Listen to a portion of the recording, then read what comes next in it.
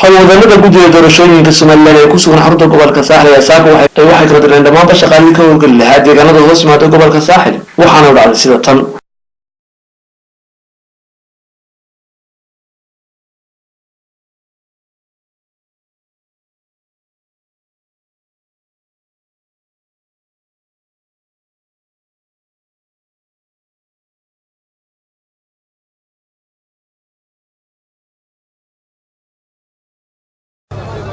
sida muuqaalkan ku aragtaan halkan waxaa ka ambabaxaya shaqaalihii loogu talagalay iyo agabkii iyo wixii askartii goobaha haddii la yidhi ka howlgeli lahayd gobolka Saaxil waxa weeyaan 140 goobood 140kii goobood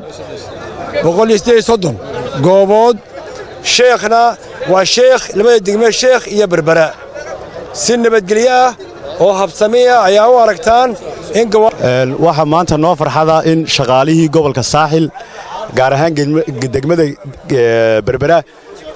dibadeeda ka howlgali lahaa inaan halkan ku kala dirayno iyo agabkiiba waxa halkan inoogu diyaara oo aan ka diraynaa waa shaqaalihii komishanka ka socday wakiiladii ama muraaqibiintii xisbiyada iyo ciidankii amniga iyo agabkii intaas oo wada socda ayaa waxay maanta u baxayaan goobihii ay codbixintu ka dhacaysay goobaha ay maanta imika aan rarayna ay baxaya waxa weeyaan 60 goobood oo ah inoo furantay in goobaha codbixinta loo qaado dadka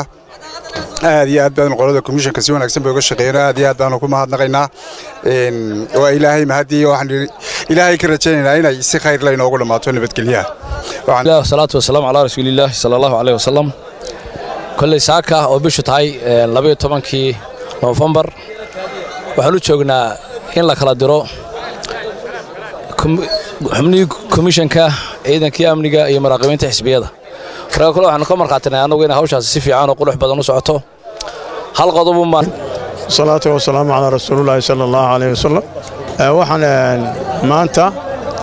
bisha 12 tahay waxaynu diyaar garoobaynaa kala diridii sanaadiiqda iyo muraaqibiinta iyo komishannaradii iyo ciidankii amniga inay goobahoodii tagaan way si bilaabatay hawshu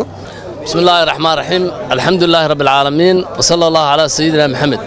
waxa halkan maanta oo bisha 12 tahay isniin ay tahay aad sida arkaysaan ku diyaara annanaanu soo diyaarinay gaadiidkii dhammaan gobolka Saaxil iyadoo sheekhna ay diyaar ku yihiin oo hadda ay ka ambaxayaan shaqaalihii goobaha iyo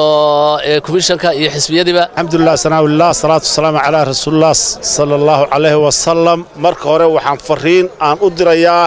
dhammaan dadka Jamhuuriyadda Somaliland ee u diyaarka 13 bisha doorashada madaxweynaha